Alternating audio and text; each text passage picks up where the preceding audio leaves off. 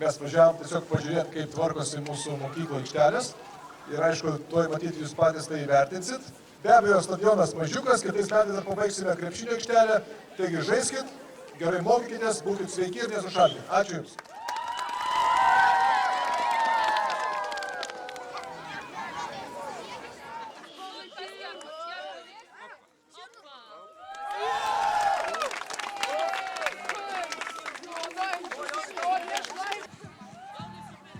Kom eens.